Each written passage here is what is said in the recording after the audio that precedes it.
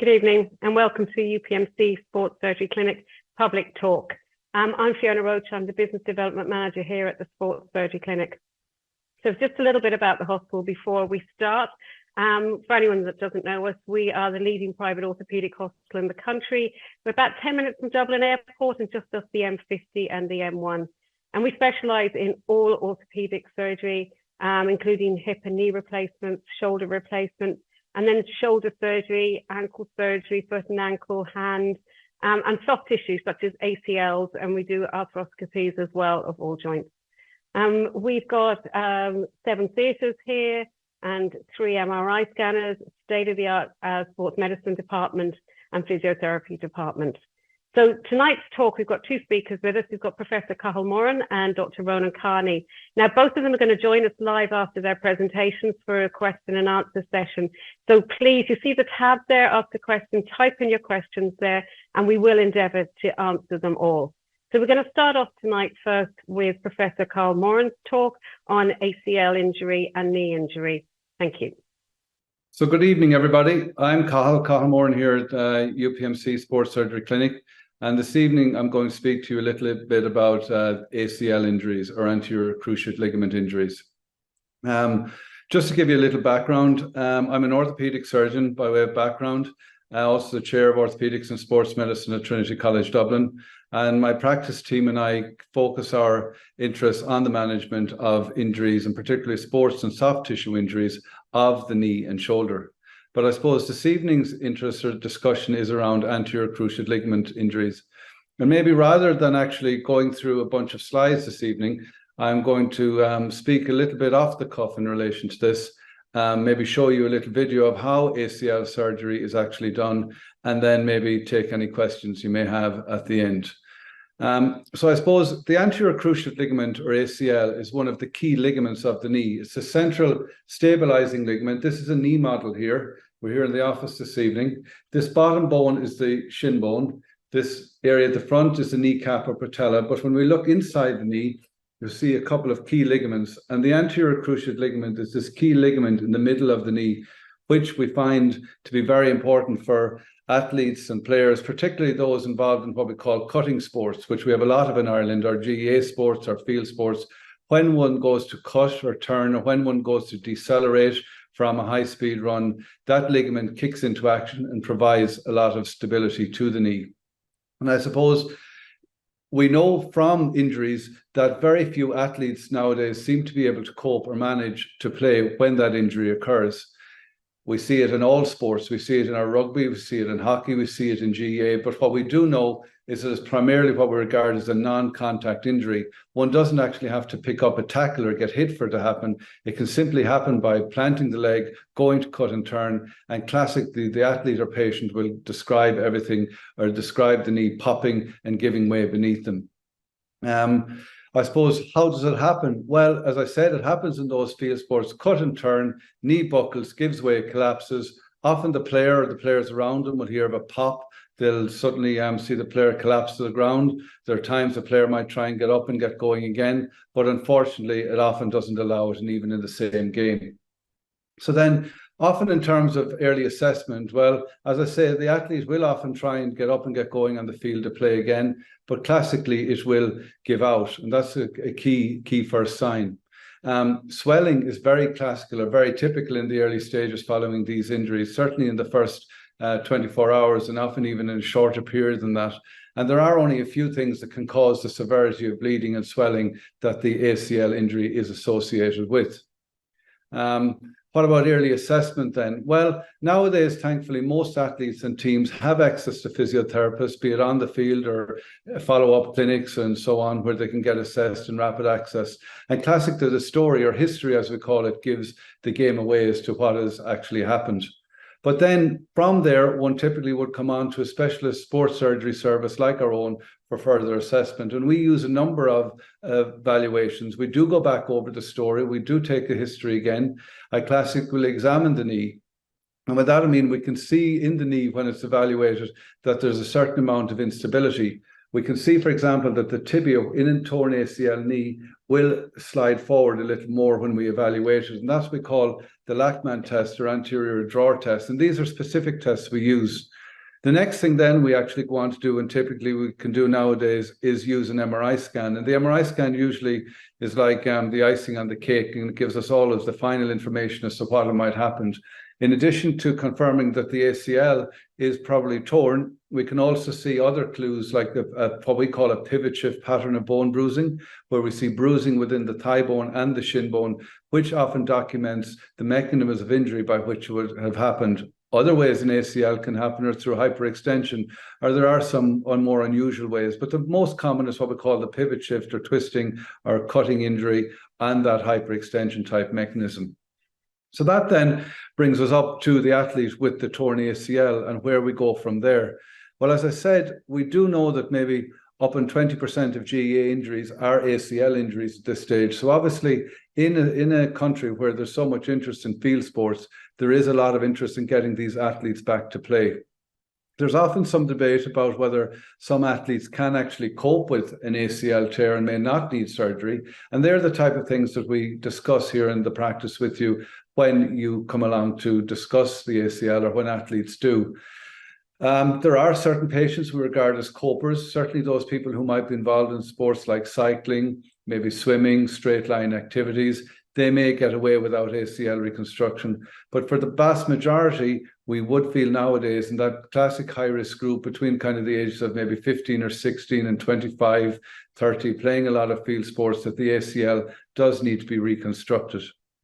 I suppose a lot of work needs to go into the background before we actually get to what we call an ACL reconstruction phase. And classically, the first thing we do following any knee injury, and I suppose it's important to realize it's not just an ACL injury, it's an injury to the whole knee. By that, I mean, we get soft tissue swelling of the entire knee. We get a lot of apprehension, a lot of fear of movement. And in the early stages, we tend to go down a line of what we call prehabilitation or recovery of the knee, essentially, after injury. And this classically is something that we would do with the help of your treating physiotherapist close to home. We can work with it. We have our own internal team of clinical specialists here in the practice, both from a sports medicine and nursing background, a physiotherapy and rehab practice. But we also look to work with physiotherapists and specialists from all around the country. And we find that byway communication often gives the best results we can. So in the early phases, the first thing is just to, I suppose, diagnose the injury, reassure maybe the athlete, reassure the parents and so on if they're involved as to the nature of the injury and what we might do about it. So then what about the preparing for surgery phase? Well, it's really about getting what we call normal homeostasis, or getting the knee back to normal. But that, I mean, getting the swelling down, returning the knee towards normal movement, really ensuring full range of movement if we can, and so on.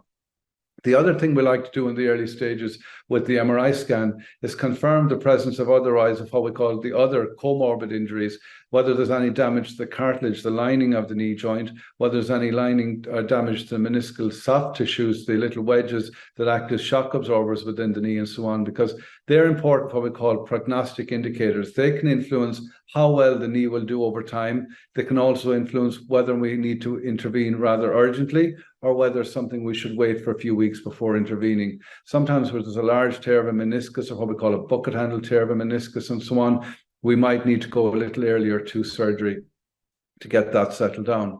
But normally we like to give anything from 4 to 6 weeks in the early stages to get the knee settled, get the swelling settled, and get it ready for surgery. And I suppose the next step, just to explain to you how surgery typically happens then, well, when a surgical procedure is required, ACL or anterior cruciate ligament reconstruction surgery in my hands is typically done using a one-night overnight stay in the hospital. And as the athlete or patient, they would classically come in on the day of surgery and stay the night of it. So what I might do now is actually take you through a little video of how I go through an ACL surgery. This is more of an animation, just so you can understand it. I'll speak a little about graft choice and things as I do so and take it from there. So here we are looking at essentially an animation of a knee. And here is the anterior cruciate ligament in the middle of the knee, which is the key ligament which gets torn and we need to reconstruct. Here to the side, you'll see 3 what we would call graft options. In the middle is my preferred graft of choice, known as the patella tendon graft. And it's my preferred choice because at either end we have some bony attachments, and these will integrate well into the tunnels which I will create. Another option is that known as a hamstring graft, which we use on occasion, and also a quads tendon graft. Essentially, it's these grafts that are used to reconstruct the ACL as need be. So when we're undertaking a procedure, one of the first things we do is actually obtain the graft. And as I mentioned, the patella tendon is my preferred graft of choice. And where you see it coming from is here at the front of the knee. This is the patella, or the kneecap, and this is the tibia. And essentially we harvest or remove an area of about 70 to 80 millimeters in length. And this essentially will be used for the ACL graft at the end of the day. So one of the first things I do when I'm actually doing the ACL reconstruction is we go into the knee with the camera and a little shaver to remove the old torn ACL. Now you can see it gone here. The next step then is essentially to drill little tunnels in the shin bone and in the thigh bone, and it's through this area that the new ACL graft will be placed. We do this again all in a keyhole manner, keyhole technique. Here you'll see it being pulled in with what we call our guide wire, being pulled up into place. And this is how the ACL, or anterior cruciate ligament reconstruction, is undertaken. The last aspect of the actual procedure that's key is the fixing in place of the ACL with screws. So that's really it. That's our new ACL in place. And once this is done, we essentially bring the patient back to the ward, allow them some rest, and commence rehabilitation. So obviously that is the key aspect of what we call anterior cruciate or ACL reconstruction with the use of a patella tendon graft. But that really isn't the whole story, obviously. We've had the diagnosis, then we've had the prehabilitation, and the next we move into what we call our post-operative or rehabilitation phase. The first thing I suppose an athlete needs to know is that typically we'll be using crutches for 2 or 3 weeks following the procedure to allow the initial healing start. And I suppose the emphasis in this first post-operative phase is we're working with both our own clinical team and indeed the clinical team around the country to get the knee moving back to its full range of movement, get the swelling down, and get the athlete or patient moving and be comfortable again. Then once we get early movement going on over the first 6 to 8 weeks and get things moved along, we move into what's known as the strength phase. And this involves building up the strength in the quads, in the various pelvic musculature, in the core, and so on, to essentially move this over the following 3 or 4 months towards the knee and limb that's strong enough to eventually start a return to play program. Now, there really is a multidisciplinary approach to this. Obviously, a lot of it's based around physiotherapy early on. Then we strengthen conditioning and we follow very specialist guidelines in this regard. But there are other key aspects that are very important. And these are often neglected, or we see maybe many athletes need support with this. This typically involves proper nutrition, proper hydration, proper sleep, and I suppose being able to maintain the motivation and the psychological supports that go with being able to keep your training going, often in isolation, often over winter periods when the teams are usually playing with or playing away. So these are key aspects to why we would have regular follow-ups with the athletes and patients over the few months to follow, giving feedback to their physiotherapists, to their families, and so on. But these are all key aspects of doing well in the long run. It's not solely a time-dependent manner, but we do think it takes in the region of maybe 8, 9, 10 months, and sometimes even longer, to rehabilitate not just the knee, but that athlete back to a level where they may be able to eventually return to sport. We do that, and eventually we do some what we call biomechanical testing or isokinetic testing, where we get some objective measures here at our sports medicine centre at UPMC Sports Surgery Clinic, and that allows us to guide the athlete further. So it's part of it's clinical, part of it's what we feel and see the athlete doing, but there are also some objective measures that we use. And eventually, at the end of the period, together we'll make a decision in relating to returning the athlete to play. I suppose the one thing to think is when the return to play period comes, that again has to be handled very carefully. We know that fatigue can set in very early and very quickly in our athletes towards the end of their programs, and essentially it is important that they gradually build up their time, that they're able to do their cutting, that they're able to do the basic activities in a non-contact manner before they go into full contact. And even when they go back to full contact, they maybe build up their play maybe 20 minutes at a time and don't just launch into full-scale games, because that probably would increase the risk of re-injury.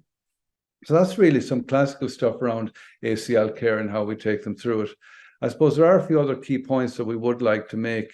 I mean, there are some particularly high-risk groups that you'll see us taking particular care with. We know, for example, the rate of ACL injuries in females is much higher than males. We think part of that's anatomical, the way the body's set up, the way the knees are set up, but we also think there might be some flexibility or hormonal issues that play a role. So we take particular care around our female athletes to ensure that they're given the proper support.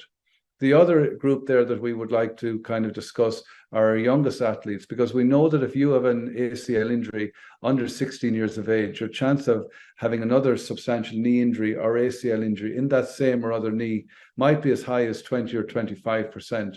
So it's very important that they get treated, get assessed properly, and they get guided back towards a proper rehabilitation program, and that we take our time in getting them back to play. What then about, I suppose, that brings us back onto the bigger question about ACL prevention and so on. And thankfully nowadays, there is an increasing interest around this. The GEA have programs out there, FIFA have programs, World Rugby have programs. But probably what's most important, even at a local level, is that our young athletes and athletes of all ages, in addition to playing, are putting time into basic strength and conditioning, basic flexibility and so on. There's a tendency nowadays to be playing, but perhaps without enough emphasis on background training, background warm-ups and so on. And one of the key messages I'd like to come out of the chat this evening is that this is key to both preventing our athletes from injury at ACL and indeed injuring many other structures around their joints or having to take time out of the game that they love. What about research then? Well, we have a lot of clinical research going on here at Sports Surgery Clinic into not just why these injuries are happening, but optimizing our rehabilitation programs, how we can get athletes back, not just quicker, but keep them back. It's not just about getting back to the game, it's also staying in the game. That's probably the most important thing of all. And we're constantly doing research as to how we can get our rehabilitation programs better, what other factors we can address, all of things that give the small increments to keep our athletes back safely and keep them back safely in the game. Other research we do, I work with a group at Trinity College Dublin who are doing some what we call bioengineering or regenerative medicine research, where we're actually looking at how we can augment ACL healing. Maybe we don't have to actually replace or reconstruct all ACLs. Some may actually be possible to heal, and looking at particular groups, where that might be possible and how it might be possible with synthetic grafts and so on. The last thing then, I suppose we might address, or what people are concerned about, what are the long-term sequelae?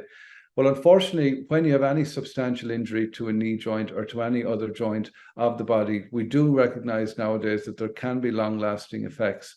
And typically, probably, I suppose, the one that people worry about most is something known as post-traumatic osteoarthritis or wear and tear over time. We do know that maybe up in 25% of athletes who have an ACL injury might need another surgery on their knee over the 7 to 10 years. This mightn't be a major surgery. Sometimes a little keyhole clean out of scar tissue, of damaged cartilage, of damaged meniscal tissue and on. But often the ACL injury is, I suppose, the start of some issues with the knee. And I suppose that's why being associated and cared for in specialist centres and specialist hospitals is important, so that you get the correct diagnosis early on. So when these little niggles do arise, that we can help you address them and deal with them.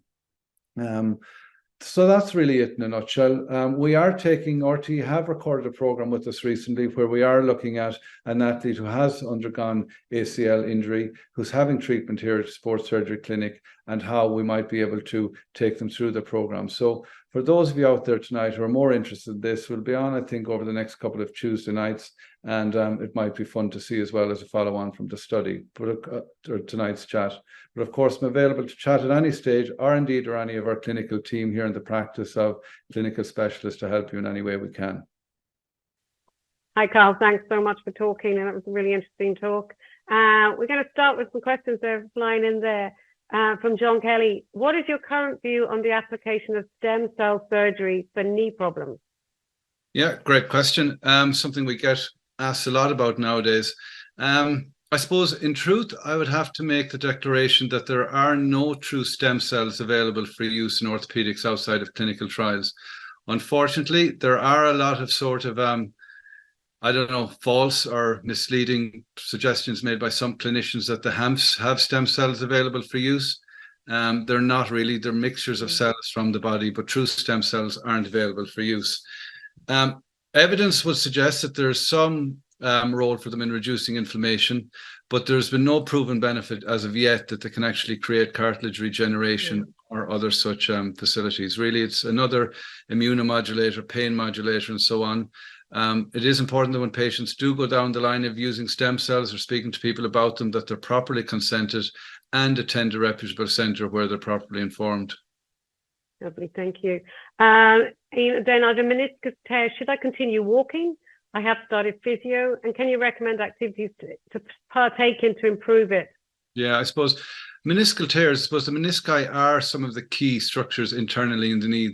We regard them as playing a role in shock absorption and weight distribution and so on. I think as such, they're naturally going to wear out over life. So by the time we go into our late 40s, 50s, 60s, and so on, if we have an MRI of our knee, it typically will show some form of meniscal tear and so on. The vast majority can be treated without surgery. They can be treated literally with exercise, movement, and so on. The symptoms may wax and wane a little. There are times we have to go in and clean out the knee or remove the damaged tissue if it's causing mechanical problems or it's not responding to exercise. But the key thing I would say to most patients is to keep moving and to keep exercising. The last thing then, I suppose, is there are some other forms of meniscal tears that can occur as acute traumatic large meniscal tears in our younger athletes, and they're often something that we should give an early opinion on and decide with the patient or athlete whether or not we would intervene. Some can be repaired, some not, but that's when an opinion should be sought. Oh, just carrying on with the meniscus tear, somebody else has said they had physio, they had the cortisone injection, they got relief for about 2 weeks, and would you recommend the plasma injection? Again, it's a little bit like the stem cell question. There's no real evidence for plasma over the, I suppose, cortisone, hyaluronic acid, and so on. I suppose the other thing, what they really need are a proper assessment with proper qualified sports med physician or orthopaedic surgeon. Sometimes the pain can be arising elsewhere. It can be arising from cartilage damage, underlying bone damage, and so on. It's often tempting to think in the MRI report that the meniscal tear is creating an issue, but really, again, it goes back to really a proper clinical assessment. Yeah, okay. So as well, are knee supports benefit for knee pain when walking downhill? I think, I suppose, first of all, it goes back to the proper clinical assessment as to what's going on. I mean, a support is fine, but really most people with knee pain or aches and pains and so on should be in a proper physiotherapy or strength and conditioning program. They can often help. And wearing a support, if you're not doing the background work, probably isn't necessarily the way to go. They don't do any harm on themselves. But again, in a properly cared for environment, proper assessment and so on, I think they can play a role. Okay. So a question here about another meniscus, and you've kind of answered this about whether they should all be operated on, because some is concerned about the increased risk of arthritis after having surgery. And can they, I suppose people are saying if they do have surgery, like a knee arthroscopy, meniscus repair, can they increase their risk of arthritis? It can, but I think what's tempting to think about is always the meniscal tear or the surgery and so on. I think what most people might be best focusing on is maybe a more wholesome approach to their overall health, looking at their weight, looking at their movement, looking at their activity level, keeping themselves strong. Many of those factors probably play as big, if not bigger, role than simply a discrete meniscal tear, meniscal tissue loss, and so on. So while it's true to say there is probably an increased association between meniscal loss and arthritic change, I think it will be important to keep in mind that specialist surgeons, specialist sports surgeons really would be very aware of not removing excess tissue, really just removing the damaged tissue and hopefully facilitating increased movement and function. That should keep the patient healthier overall. Yeah. And is it okay to run after that, after having that surgery? Someone was asking. I think it is. I think, again, that goes back to proper expectations, proper counselling and so on is something we often take our patients through. I mean, there are many different types of meniscal tears, cartilage damage and so on. And it's not just simply whether or not you have a meniscal tear, it's the pattern of the tear, its location, it's what's the underlying cartilage like. And then it goes back to, you say, running, but sure, I suppose when we think about running, it's the frequency of running, the intensity, whether or not there are break periods involved, and maybe a mix of sports like a little cycling or swimming can often help as well. But certainly the overall message would be that you can remain fit and active even after having these little injuries and damage. And we'd often encourage it with the proper supports to be done. Okay, I've got a couple of ACL ones coming in here now. So this is from Dara Bolton, who's a physiotherapist. He says, is there any need to place an acute ACL into a knee brace, such as the John Joy?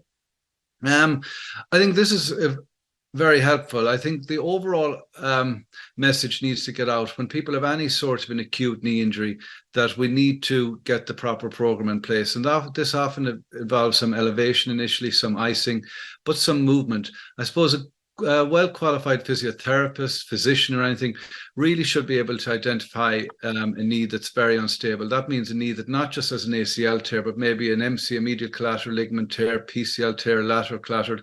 Some of those knees might benefit from a little support with a brace for the first few days until they see a specialist about it. I would generally say, though, a bigger fear we have is of people getting stiff. All too often, I think the past patients would have been assessed with maybe ED departments, maybe not getting access to proper physicians, being locked up in braces, being put in splints and so on.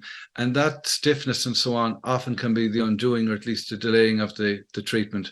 Similarly, afterwards, I would have worked in centres, I'd see it documented internationally, people are using braces or so on. So people who work with me would be very aware that I would be, not that I'm anti-bracing, but I'm very much pro kind of getting it fixed properly and getting the knee moving. I think that certainly serves the patient well in the aftermath. And I think, again, beforehand, that's the ideal way to go. Okay.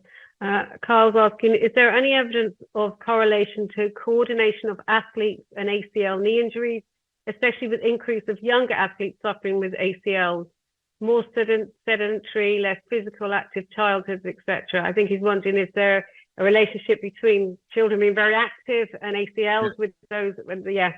I think if we move it away from ACLs alone in isolation, I think it's well accepted at the moment that we have a couple of problems brewing. On one hand, we've probably a group of children in certain parts of our country, certain parts of our cities that maybe aren't moving enough, and they're looking at anything from obesity epidemics to diabetes and so on.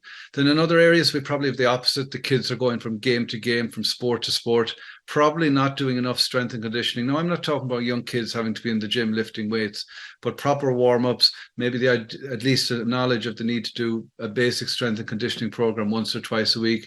There's GAA under 12, under 14 teams, rugby, training young lads 3 or 4 nights a week, playing them games a weekend relentlessly the year round. And I have to say, I'm not quite sure that's the way to go. I have children myself. They're very active in sport, but I do think it's important to keep the balance between some training as well as just playing. I think that's probably more important to get out. Yeah, lovely, thank you. Is there anything in particular that females can do to avoid make them less likely to have an ACL? Is that footwear or anything like that? I think it goes back to the footwear could play a role, but one of the great things we see nowadays, I think, is that there are many more females participating in sport, and not just participating, but being supported to participate at multiple levels in multiple schools, and so on, be it clubs and schools. Again, though, probably one of the single biggest things we need to do is to continue to introduce the importance of strength and conditioning into those programs, not just playing, because it's not just about playing sports, it's about being in sport. There can be huge dropout rates following injury, and I think doing that in the background is key. And I think it's probably more important for a child or a teenager to maybe have a game, maybe one training session, a couple of gym sessions, and just be playing relentless. And it's not just ACL injuries. We see a lot of overuse injuries, from back problems through to knee problems in general. And again, it just needs to be the balance between proper warm-ups, proper strength and conditioning, and playing. Good. Someone has asked here, because this does come up a lot, what would you suggest for Baker's cyst and fluid on the knee? No pain, just swelling. Again, I suppose what I'd say there, a Baker's cyst has been diagnosed clinically or with an MRI. It can be tempting, I suppose, sometimes just to point to a finding such as a Baker's cyst and MRI and assume that's the cause of the pain. But usually a Baker's cyst, first of all, a Baker's cyst is essentially a collection of fluid at the back of the knee. And what happens is a knee is probably producing excess fluid because of excess inflammation, maybe because of wear and tear and so on. The fluid sneaks out through a little crack in the cartilage and the meniscus, the lining, and essentially builds up because it acts as a one-way valve. So it's fine maybe thinking about taking the fluid out the back of the knee with, aspirating. That means sucking it out in a needle or that. But unless you deal with the internal problem, it's just simply like any collection of fluid is going to come back. So it's important to know it's not a growth, it's not a lesion or cancer or anything like that. It's a collection of fluid. And really, if it's bothersome, consider what might be causing it. And if it's not, leave it alone. Okay. Someone's just saying with a tear, they had a meniscus. My meniscus has a tear after surgery. They're 52 years of age. Will I probably need a partial knee replacement? As my understanding is, the repair of meniscus lasts only for so many years. The first instance, I suppose, even in the best of conditions, even at a young age with healthy tissue and so on, being able to undertake a repair of a meniscus is, it's possible to undertake it, but it's often unlikely that it will heal. So, I mean, it's important that the surgeon and person assessing have the skill set to decide whether or not it's something likely to heal versus not, so that an inappropriate repair isn't undertaken, just predisposing the patient to another surgery. Secondly, as I say, as we go, and we said earlier on, in our 40s and 50s, 60s, so on, our meniscal tissues start to become a little worn out. Certainly not, and very few people who have meniscal tears end up going on to having joint replacement. That's kind of an extreme endpoint for end-stage arthritis. You might have a little irritation in your knee as the years go on, but as we said earlier, keeping your weight in order, keeping yourself fit and active, they can often be factors that keep things at bay. And nowadays, partial knee replacements are possible, total knee replacements, but again, that's for end-stage arthritis at a whole different level of symptoms than a small meniscal tear might be causing. Okay. With patellar tendonitis, is there a specific exercise or movements that can be done to help with pain? There are, but again, it would take a proper assessment because we need to go into the background of what might be causing it. Often these patellar tendinopathies, we think they come from overloading or altered mechanics, kind of maybe altered hip mechanics. We often think about the knee, but it goes back to the core of the body, down through the quads, down through the back, the chain at the posterior chain, through the back, the hamstrings and so on, looking at the balance there, looking at movement and so on, maybe figuring out why that patella is overloaded. That's really that's driving the pain. So rather than just simply saying there are a few exercises you can do, again, it's possible to work through it with physiotherapy, but first of all, to diagnose what might be driving it. Yeah. Carl, thanks very much for joining us tonight. And you did mention there that there is going to be a program next week on RT Tuesday night at 8:30, looking at the process and the journey of a patient having an ACL from beginning to when he finally goes out back to play. And that is happening at UPMC Sports Surgery Clinic if you want to watch that. Thank you. And we're now with our next speaker tonight is Dr. Ronan Kearney, and Ronan will join us afterwards for a live Q&A. Thank you. Thanks very much for the introduction. It's a pleasure to present to you all this evening on hamstring injuries in sport. I suppose a little bit about myself. My name is Dr. Ronan Kearney. I'm a consultant sports and exercise medicine physician. I mainly work at UPMC Sports Surgery Clinic in Santry. However, I also work across a number of different sports, predominantly at the High Performance Centre in Sport Ireland, looking after athletes, mostly athletics, preparing for the Paris Olympics. I've also done some work in the past with European Tour Golf, international teams of the FAI, and also club level rugby. I'm from Louth and I've been involved for many years with their men's football senior team. I'm also chairman of the Gaelic Athletic Medical Association. And I suppose addressing and managing hamstring injuries has formed a large part of my job, both within the clinic and within the sports I'm involved in. So just a quick overview of today's talk. It's important to understand the context and background of these injuries, as well as the anatomy to be able to properly assess, manage, and prevent hamstring injuries. This was Usain Bolt, the fastest man in history, during his last race as part of the 4x400 meter relay at the World Championships in 2017. A very unfortunate end to such an incredible career of sprinting. Sprinting is the typical mechanism of injury in hamstrings, and I'll discuss how we assess and manage such injuries throughout this presentation. So with a focus on team sport, hamstring injuries amount for almost a quarter of all team sport injuries. They make up a third of all time lost to injuries also. And a study carried out within the GA found that 26 days was the average time lost per hamstring injury. So if we consider a full inter-county GA team, how might this look for the season? Well, on average, for each team, 9 players suffer a hamstring injury per season. And this will obviously take a toll on not only the player health, but also on the team performance. As well as that, re-injury rates are currently reported in the literature to be very high, often quoted to be 33%.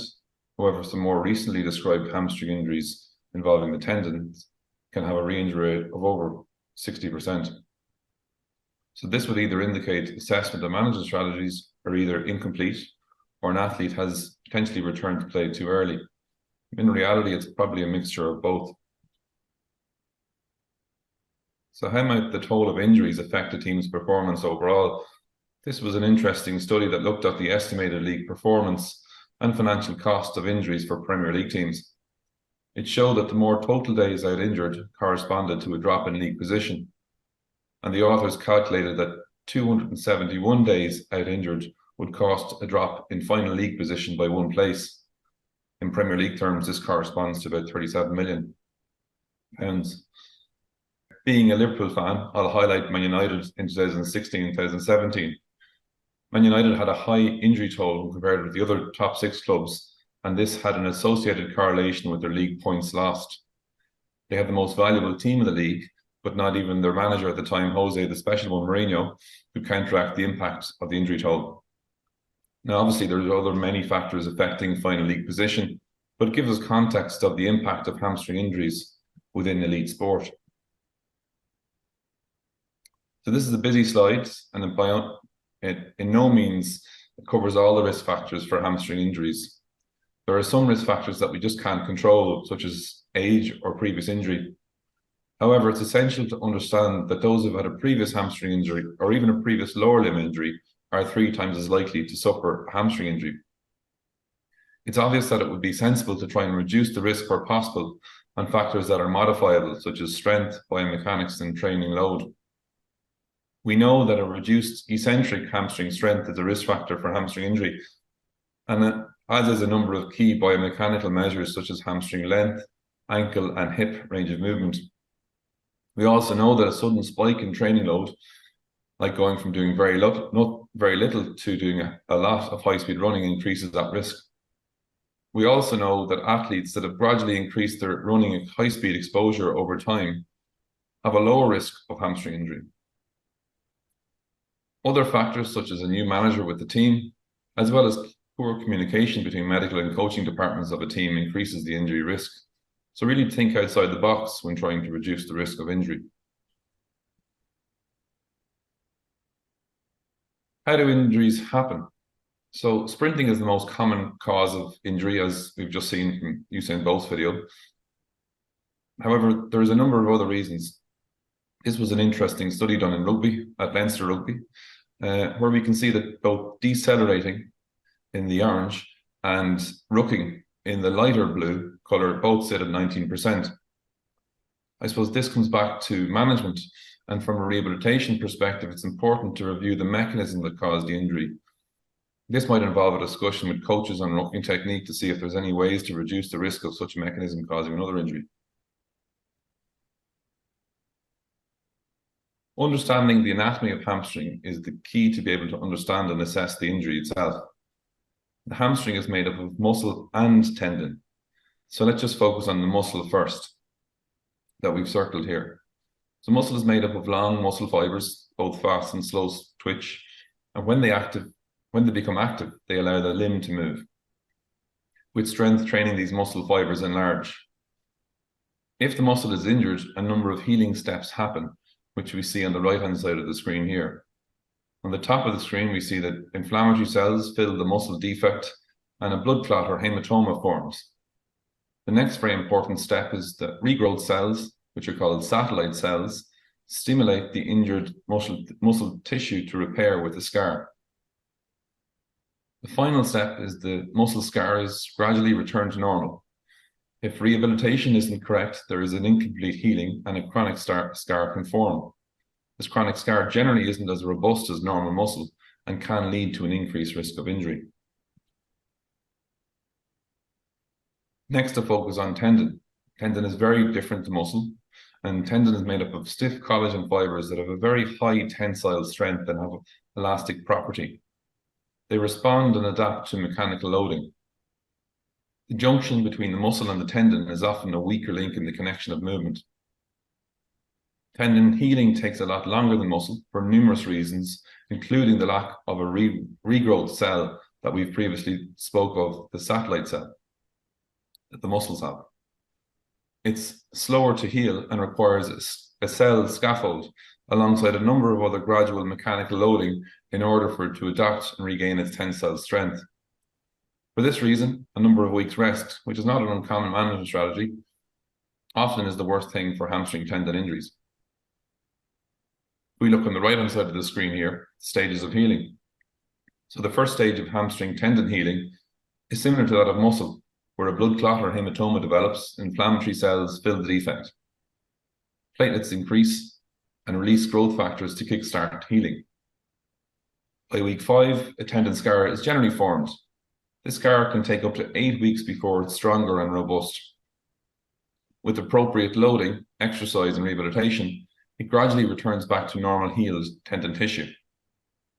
We'll often see patients at the sports surgery clinic that have re-injured the tendon in this phase before it has fully bridged the defect of the injury. And the tendon that's re-injured becomes a trickier injury to manage. So we'll just go through some of the hamstring anatomy itself. So the video on the left, we see there's 3 main hamstring muscles. The semitendinosus,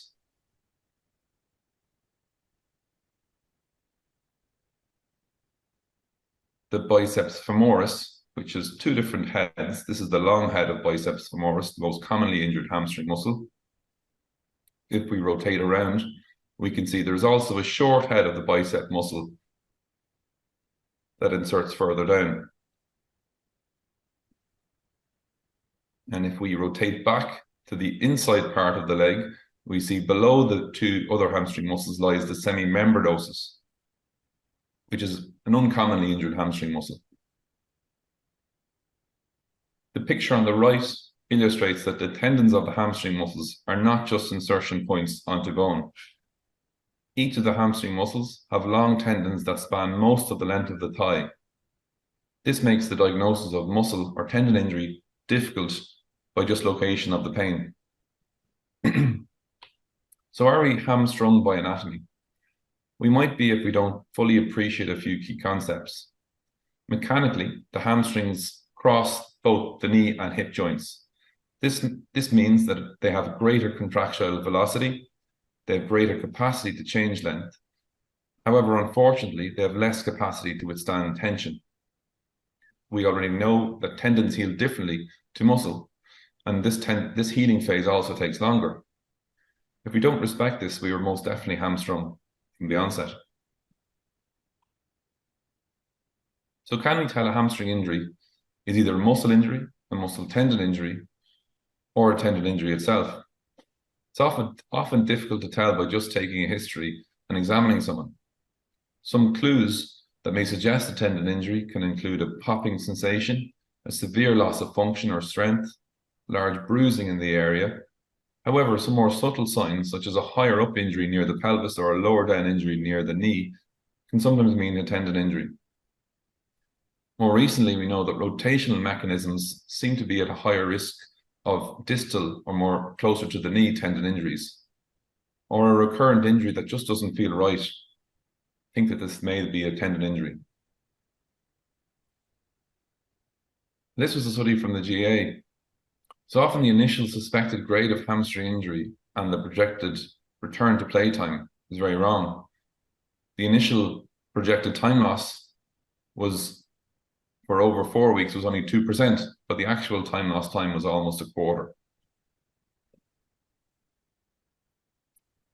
So how do we get around this? So MRI is vital really at identifying the exact location of the hamstring injury. It shows us what structure is involved and takes a lot of the guesswork out of injury grade prediction. The MRI above shows an injury site within the tendon, and as the tendon loses tension, it becomes wavier further down. We also see tearing to the muscle junction with a feather-like appearance at the arrows. This would be classified as a very high-grade hamstring injury, a grade 4C. and depending on the clinical picture, may warrant surgical repair. So we grade hamstring injuries with the help of MRI now. We no longer use the historic grading system of 1, 2, and 3. This has been replaced by the BAMC criteria, which is the British Athletic Muscle Injury Classification. This ranges from 0 to 4 and A through C. It's a busy slide, so let's just simplify it a little bit. So really, to simplify the BAMC classification, if it's a muscle-only injury, then it's a grade A. If it's an injury at the junction between the muscle and tendon, it's a grade B. And if it's a tear to part of the tendon or all of the tendon itself, it's a grade C. So is this really relevant? Well, yes, it helps us to stratify the risk of re-injury. We know that grade C injuries, where the tendon is involved, will take a lot longer to heal and also has an increased risk of re-injury. Also, knowing the tissues involved in the injury with the help of the BAMC grade plays an important part in planning rehabilitation. When a track and field athletics group followed the BAMC graded rehabilitation protocol, the re-injury rate was dramatically reduced to 2.9% over a 4-year period, which is pretty impressive when we look at the re-injury rates overall. As well as that, not only is it helpful to stratify risk of re-injury and help guide rehabilitation principles, the BAMC grade gives a good predictor of return to play times. When working with athletes, often the first question the athlete will ask you is, when can I return to play? The grading system allows for an estimated return to play prediction. It's not a crystal ball, however, and there are many other factors that will influence return to play time, but it's as good a tool as we have currently to help guide the prediction of return to play. Oftentimes, a rescan with MRI at the 6 to 8 week mark can be helpful to assess structural healing. And this often comes in helpful when dealing with a target of a short time frame of return to play. It can give the athlete an objective marker of structure of injury at that time point and forms part of the evidence for which the risk of reward-risk decision-making comes into play. So as a sports and exercise medicine consultant, our assessment of hamstring injuries always starts with a detailed history and clinical exam. Identifying the mechanism and the clinical cues, as well as prior history, is utmost important. Knowledge of the context of the injury, alongside when the target of return to play from the athlete's perspective, is also important. We review MRI images to help grade the injury according to the BAMC criteria, and for some hamstring injuries, we may carry out a point-of-care ultrasound assessment. That can be helpful at times for decision-making around some of the higher-risk injuries. Generally, we like to have objective physical and functional parameters to help guide stages of rehab. A process we call the hamstring rehab lab, where with the help of our S&C and physiotherapy colleagues, we'll assess strength, plyometric and biomechanical measures to give the individual objective targets of rehab. At the Sports Surgery Clinic, we use multi-joint strengthening strategies to achieve the aims of rehab. Lumbopelvic control basically means the ability to control the pelvis effectively during movement. And it does represent an important aspect to successfully rehab and prevent hamstring injuries. An individual with an excessively anteriorly tilted pelvis or a pelvic drop is already at a biomechanical disadvantage with increased tension placed in the hamstring muscles. Poor trunk control can also lead to further compensatory mechanisms in the lower limb, which can increase the risk of hamstring injury and influence running efficiency. Assessment and optimizing running mechanics with each individual athlete is also important. Often the hamstring is the victim of inefficient mechanics at the trunk, pelvis, hip, and ankle. Identifying the reasons behind the recurring injury will lead to a more successful outcome. High-speed running, as we know, is the commonest mechanism for injury and then therefore forms a key part at the end stage of rehab. Delivering optimal rehab strategies represents the most effective method of a faster return to play. By addressing these biomechanical and movement pattern dysfunctions, it's also possible to enhance athletic performance and reduce the risk of future injury. The use of platelet-rich plasma has gained a lot of attention in tendon injuries. It is common practice across elite sport in other countries to have regular PRP injections after hamstring injuries. The evidence of effect is mixed, with some studies suggesting a shorter return to play time when PRP was used. It doesn't form part of our standard management process as an SSE for such injuries, but we have it available to use under ultrasound guidance on a case-by-case basis. We're also lucky to work alongside some excellent orthopaedic surgeons, some of whom have expertise in hamstring tendon repair. Surgical repair is limited for the very high-grade tendon injuries, and thankfully such injuries are uncommon, but it's great to have a team to be able to deal with them when they do occur. We've spoken about many of these prevention strategies in the management of hamstring injuries. Prevention of recurrence forms a vital part of management of the actual injury itself. Just to highlight a few from the list. So the FIFA 11 plus warm-up protocol has helped reduce both hamstring and ACL injuries by about 60% in competitive soccer. The Nordic hamstring exercise protocol has helped reduce hamstring injuries by 51%. We know that clear lines of communication between medical and coaching teams have shown to reduce injury. So if you're working with a team, consider your systems of communication for injury risk. I suppose of utmost importance, prevention of the next injury starts with the appropriate management of the initial injury. So just to run through a quick case discussion of an athlete I recently managed. This was an inter-county GA player. He was injured during a game. The injury occurred whilst running and rotating with a hand pass.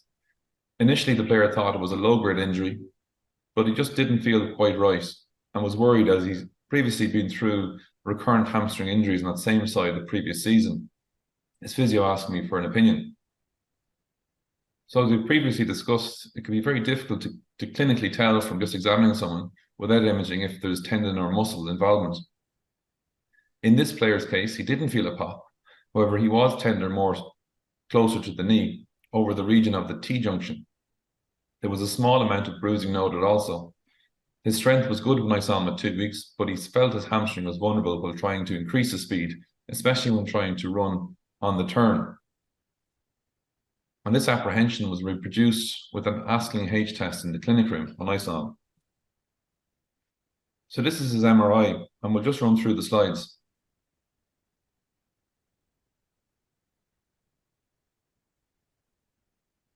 So we can see on the right-hand side of the picture, a white high signal, which shows an injury at the tendon of the T-junction. Now, with these injuries, they have a very large and high increased rate of recurrence of injury, up to 60%, and can often present very subtly and not very obviously. So the player himself wasn't too surprised, but oftentimes we can be shocked by the high rate of injury with subtle clinical signs. So we helped guide the player alongside his physio through the phases of rehab. Given it was a tendon injury and a high-risk injury, we delayed higher speed running and high eccentric load of rehab to a little later in the rehab phases. We repeated an MRI at 4 weeks, which gave the player and us confidence that there was signs of good tendon healing. There still remained a little amount of edema or inflammation around the muscle tendon junction, so all was not clear yet, but in as good a situation as we could have hoped for. On ultrasound, there was no dynamic gapping, which also gave us further confidence. With the help of our hamstring rehab lab team here at Sports Surgery Clinic, we assisted the player and his physio with objective markers. He'd regained concentric and eccentric strength of his hamstring muscles, both right and left, and his running mechanics had improved also with some coaching. He returned to a phased return to pitch-based training. Following a discussion then with the player's coaching team, who were aware that there were certain movements that were higher risk of re-injury, he managed to return in an adapted role for an important match at week 7. He then subsequently returned to full play and performance at week 8, and thankfully didn't have any further injuries in his hamstring for the rest of the season. So overall, we're very lucky at the Sports Surgery Clinic to have access to all facets of management and assessment of such injuries. If you have a hamstring injury that you feel needs attention from us, feel free to let us know.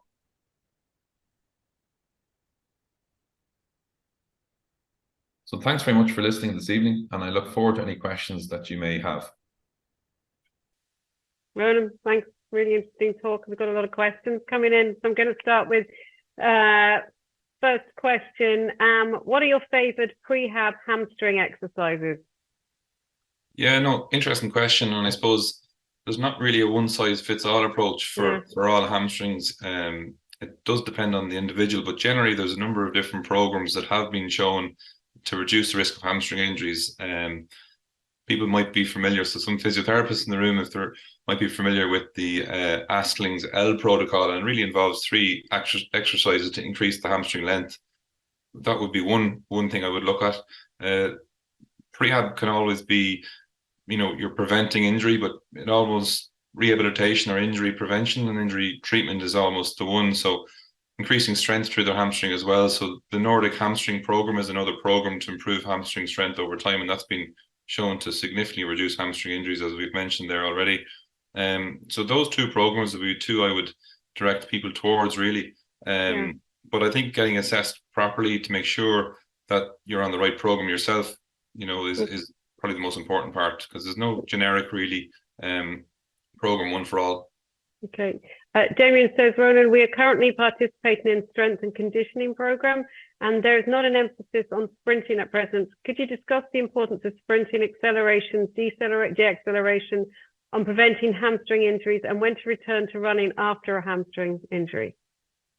Yeah, so 2 questions there, really. I suppose the first part of the question with the acceleration and deceleration. So really, mechanism of injury, you really want to try and recreate that in your rehab to make sure that the player or the athlete has enough robustness to have an increased threshold really above that mechanism to cause that injury again. So if the injury was more than likely an acceleration or deceleration, it's going to be a really important part and facet of their rehab. So in terms of prevention strategies and working with teams, obviously S&C and strength and conditioning is extremely important, as we all know.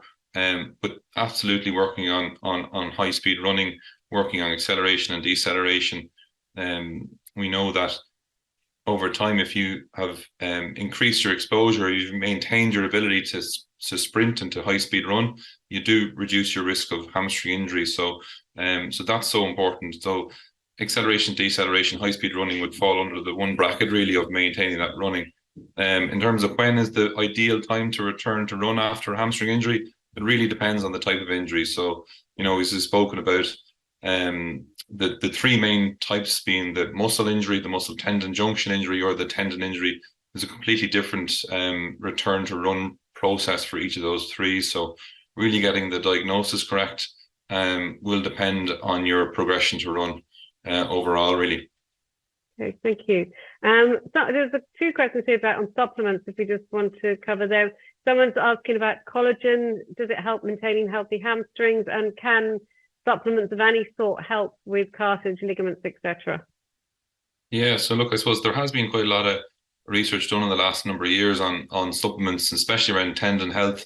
It's really, I suppose, the cherry on top stuff, I suppose. If you miss out on the strength and you miss out on the high speed running and you miss out on the ability to jump and sprint and have that rebound plyometric type strength, well, if you miss out on that, then there's no point in taking supplements, I would say. But if you've ticked all the other boxes and you're in a good position, collagen and vitamin C has been shown in some instances to improve your ability to improve tendon health by about 5 to 10% for some people that already tick those boxes. So there is some evidence, especially for, let's say, the competitive athlete. Many will be taking them anyway. I suppose the conscious thing with athletes as well is to make sure that they're taking batch tested supplements as well. So make sure that it's from a reputable source, Yeah, lovely, thank you. Are there any typical biomechanic risk factors for hamstring injuries? Yeah, no, good question. I suppose really looking from the ground up, so looking at the person's ankle range of movement. Oftentimes people might have had a couple of ankle sprains and they may have lost some of that ankle movement.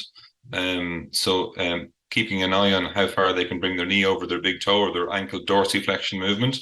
People that reduce dorsiflexion movement have an increased risk of hamstring injury. Then coming up to the knee with reduced knee extension, i.e. the hamstring gets quite tighter. That kind of shortened hamstring muscle has an increased risk of injury as well. So working on that hamstring length over time through stretching and through the protocols like the Askling L protocol. And then as well, coming up to the hip. So if you've got reduced hip movement or inflection or an extension, you have difficulty really bringing your swing leg or your follow leg through, and that can increase tension on the hamstring and increase the risk of injury. So I suppose in essence, really improving the range of movement of the joints and improving the length of the hamstring as well as the strength of the hamstring is kind of the three key biomechanics. But I suppose the question remains as well is what's perfect running form and what's perfect biomechanics, and there isn't really such thing as perfect.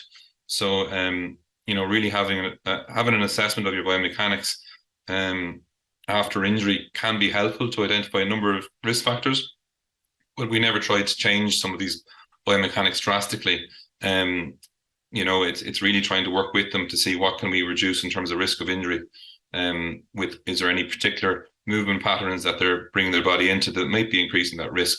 But yeah, there's no perfect form of running or no perfect biomechanics of running, but there are a couple of different risk factors for hamstring injuries with that, Okay, thank you. Someone's here. How can you prevent chronic scarring from occurring? Yeah, so good question. I suppose it's a very difficult question in many ways. I suppose if you prevent the recurrence of injury is the best way to prevent that chronic scar from forming. So managing the initial injury properly is the best way to prevent the chronic scar. Unfortunately, we see many people and athletes and players that will come to us after the second or third or fourth hamstring injury in the space of maybe even 12 months. And it's a really difficult injury to manage. It's not like a day one injury or an injury that just occurred. It's a tendon that generally has had to heal 3 or 4 times and has probably broken down 2 or 3 times. So really managing the first injury is the best way to reduce that chronic scar from forming. Okay, thank you. Is there a link between REDS and higher rates of injury such as the hamstrings? Yeah, so I suppose for many people listening, REDS, great question. REDS is an energy deficiency in sport syndrome, basically, that it happens quite a lot when athletes under fuel or they don't take enough fuel or calories into their body to exercise, and a number of body systems then unfortunately lose out. So for females, generally they'll start to lose some menstrual cycles, so they'll start to have less periods, which is an obvious sign. For some people will get stress fractures, but yeah, there is definitely an increased risk of soft tissue injuries, including hamstring injuries for anyone that's under fueled. Okay. So yeah, great question, and yeah, definitely a link. Okay. Somebody here just said they've bilateral hamstring injury after being hit by a car and had meniscus tear to both knees. Left hamstring very painful. Will this settle, or would they need surgical intervention? Yeah, got it. Unfortunate event there. I suppose getting an assessment first. It's hard to say straight off the bat what it needs. So it sounds like you need to be seen, assessed, and more than likely have a scan if you've had a significant injury like that. A couple of different surgical indications for hamstring injuries. Thankfully they're rare. But without a clinical assessment and a scan, it's hard to say. Yeah. What would you recommend for medial knee pain that's been caused by a tight hamstring? Yeah. Again, a difficult one because it can be a lot of different causes to medial knee pain. And is it really caused with a tight hamstring or not? I suppose you need to get a proper assessment to see what's causing the medial knee pain. Is it medial meniscus? Is it a medial collateral ligament injury? Multiple different causes for medial knee pain on that. So I would say I get assessment first. Okay, lovely. Ronan, thank you very much for joining us tonight. So we are here again in the new year for another public talk on skiing. That's on the 17th of January. If anyone's missed this or you want to recommend these talks to anyone, they will be on our website in the next few days. And also we will be sending out a survey for people to fill in. So if you please fill it in and return it to us. It's always good to know if you've any particular topics that you'd like us to talk about, or all feedback we're grateful for as well. So they then help us produce the next public talk. Thank you.